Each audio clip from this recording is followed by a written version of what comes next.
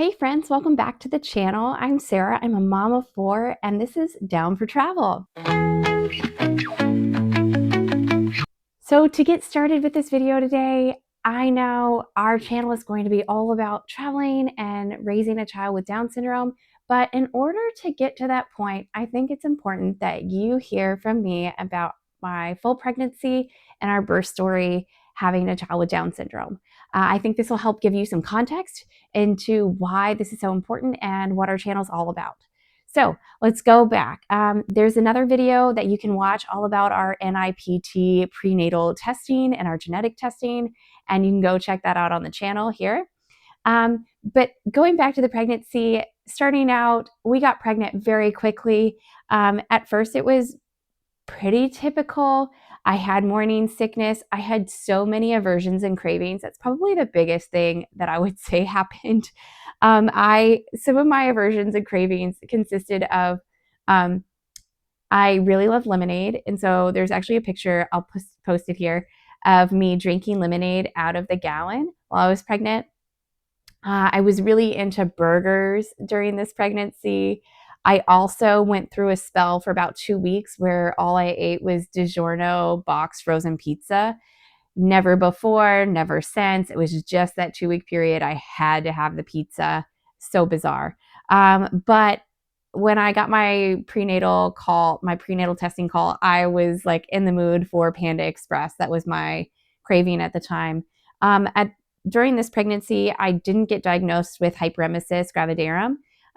I just had really bad morning sickness, but it wasn't to the extent that it was for my daughters. For all 3 of them, I was so sick. But this pregnancy, I was on medications. In the first trimester, I gained weight pretty quickly. And then during the second trimester and the third trimester, didn't gain as much weight. We had our 8-week appointment, which is when we did the blood testing, and then we came back starting probably at 9-10 weeks, and then had MFM visits at our 11 weeks or 14 weeks. That was for the first nuchal scan test, where they do the scan and they try to figure out if the baby has Down syndrome from that. And then we didn't have any markers on that one. And then we had our follow-up appointments, and things were pretty typical until about 20 weeks. We did a 20-week scan and then saw the cardiologist.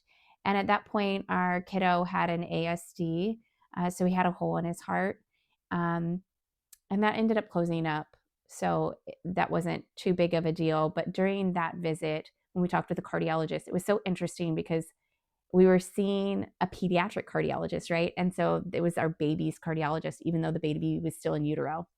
And they wanted to know if we had a name already. And they were talking to the baby. It was so cool how they were so invested in this child's life before they were even born.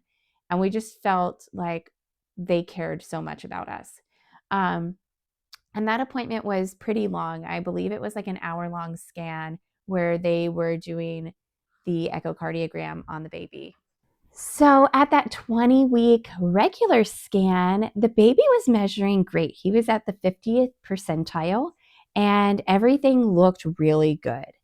And so we weren't scheduled to come back until 28 or 30 weeks for the next scan. And because we knew our child had Down syndrome, we knew that there were other complications that could arise. But between 20 weeks and 30 weeks, we were kind of flying high.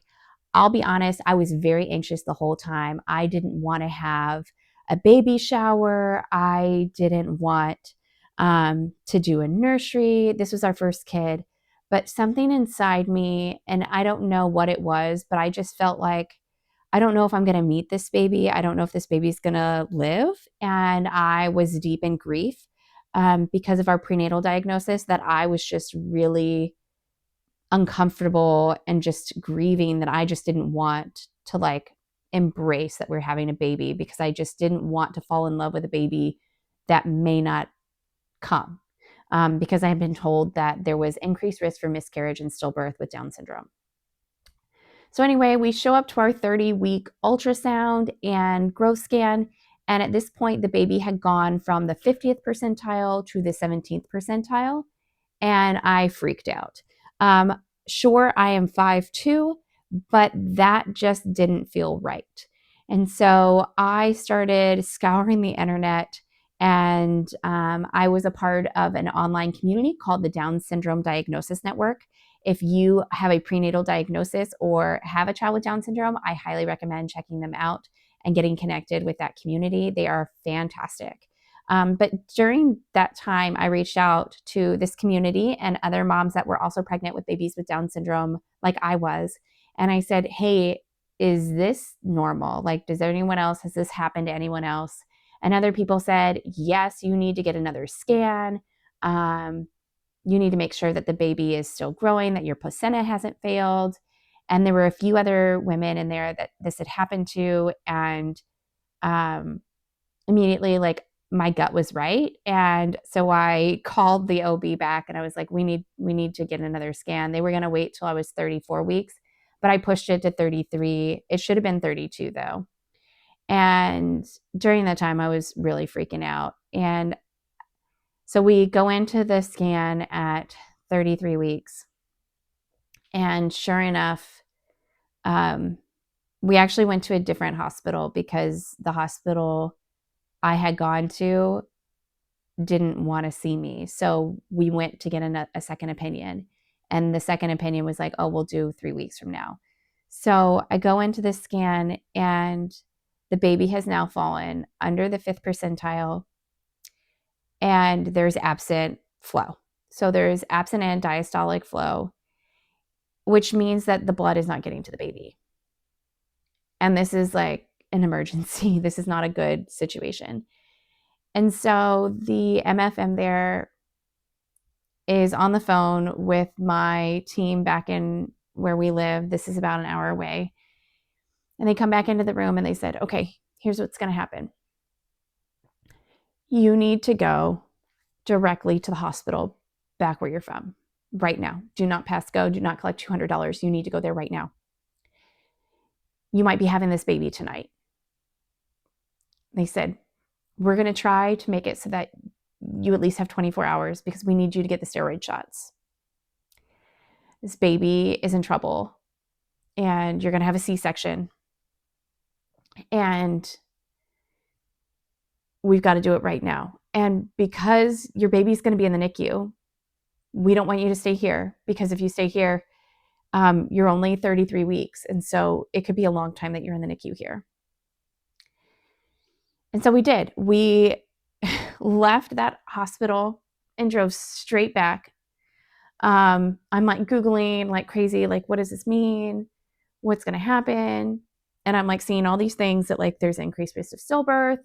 And so we get to this other hospital. Like as soon as I get there, they're waiting for me. They give me a steroid shot and they hook me up to the monitor so that they can watch the baby. Because what can happen is once it's absent, once the blood flow is not flowing to the baby, then it can become reversed where the blood is leaving the baby and going back to the placenta. And that's when like the baby can die. So we're watching and the steroid like did its thing and the baby started doing okay. The next day was touch and go. And basically they said, you're going to stay here until you have the baby. And so we're at 33 weeks, hoping to get to, 37, 38 weeks. I don't know. And so we move in. Like I did not go home like from that original hospital visit. And we kind of like set up shop. I'm in the hospital bed. I've got monitors on my stomach, monitoring the baby, monitoring me. And my husband like moves into, we ended up needing to get a sound machine because they had me on the L&D floor. If you can imagine what it's like to live on the labor and delivery unit, it is wild. I had never been in labor before. I had no idea what I was going to be experiencing, but it was loud and no shade. to anyone that was giving birth when I was in antepartum. But I was not prepared for the screams and the shrieks and the moans when I was not in labor.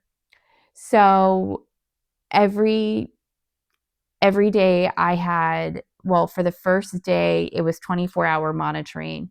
And then after that, I was getting monitored every few hours and had consults with the team every day, but was kind of like stuck inside this room, just basically waiting for the baby to need to be rescued, is really what was happening.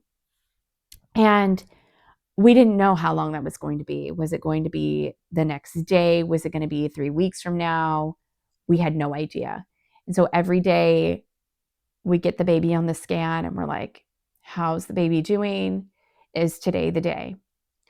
And every other day I would have an ultrasound to look at where you do the BPP and the NST. And that's where they just check on all the things for the baby, like how is the heart rate? How is the baby's movement? How are things going? And so when I was there, it was Thanksgiving week. And so we couldn't do the scan on Thanksgiving because the doctors were, at Thanksgiving. So on Black Friday, I go in my scan was at 1 p.m. We had lunch. We ended up having spaghetti. We didn't want to do Thanksgiving because it's a weird thing when you're living in the hospital. It's just weird when you're there in the hospital for holidays because it doesn't feel like the holidays. Like I just didn't want to celebrate Thanksgiving. I was not in a good place. I didn't know if my baby was okay. I didn't feel like eating turkey. I really didn't want turkey. I wanted spaghetti. So we had spaghetti and like pumpkin bread and chocolate pie, and it was great. And so I ate, and then we went to this scan. And during this scan, it was like bad. And the doctor says, we got to take the baby out. And I think this scan was actually at 1:30. And so the scan was in like another part of the hospital. And so we leave that part of the hospital at like 2:30. We get back to our room and the nurses are coming in and they're like, you need to get on scrubs, like talking to my husband. They're like, here's your hospital gown to me. And then they're like wiping me with some like special stuff for the surgery.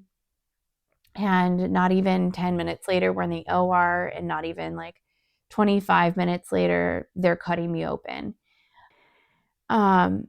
Everything happened really quickly. I walked into the OR. I sat on the operating table and like laid down, and it was so surreal because I wasn't in labor. It was just weird because like I wasn't medicated or anything.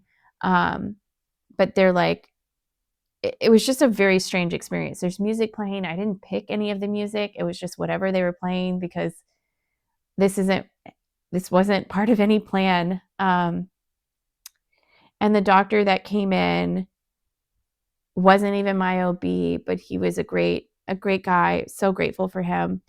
And I remember them like cutting me open and pulling the baby out.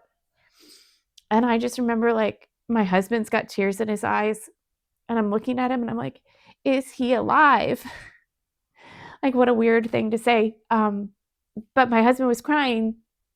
And so I didn't know if he was crying like happy tears or sad tears or what. But the baby was alive.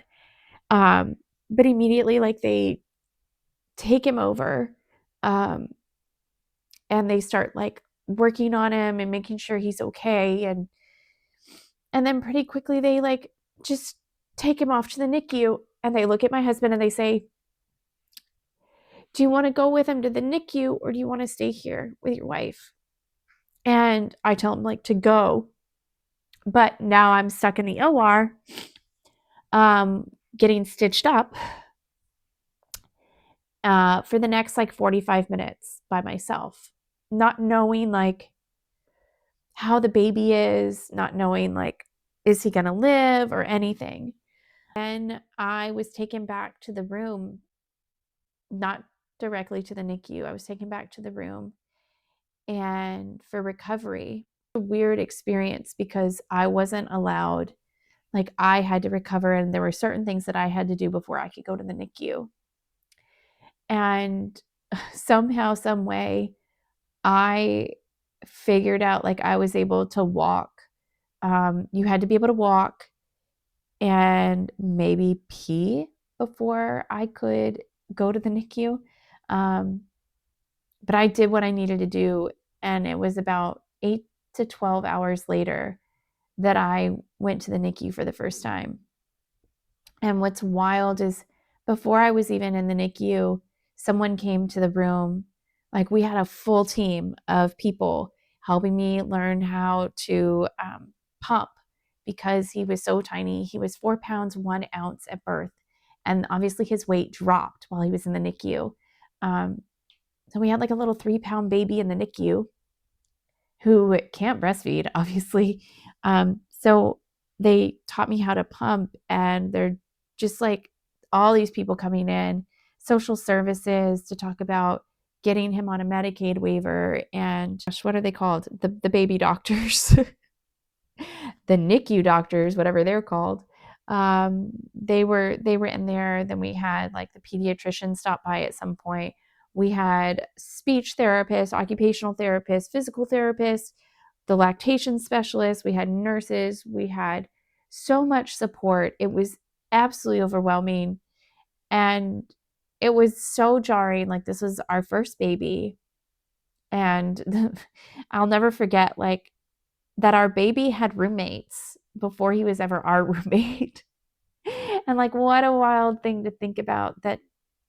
And then going to the NICU, you have to like badge in and show your ID and wash up, and it was like, wow, like to see our own baby, we have to go through all of these steps. And but he made it, and it's amazing. Like looking back, we're so grateful. We know our story could have ended differently. We know, like, it is not lost on me that we have a little miracle here. That if it weren't for other women that also had a prenatal diagnosis of Down syndrome that told me to like trust my gut and get another scan, I don't think we would have. And I don't know what would have happened. And if it wasn't for our siblings also being pregnant at the same time, telling us to get genetic testing done to find out the gender, I don't think we would have. And his scans never showed anything super obvious. And yeah, I'm 5'2", and so it would make sense for me to have a small baby. But that's not what happened here. So if you also are pregnant with a baby with Down syndrome, I just want you to know all your feelings, whatever you're feeling right now, is valid. I just want you to know whatever you're feeling is valid. All feelings are okay. And I hope this gives you some hope that medical technologies and science has come so far, and that my baby made it. And now he is 7 and is a spitfire for sure. Yeah, so that's the pregnancy and birth story. If you like this video and want to follow along on our journey, we're going to be traveling, and we would love for you to join us. Hit the subscribe button, like this video, leave a comment, and share with others. Okay, we'll see you next time.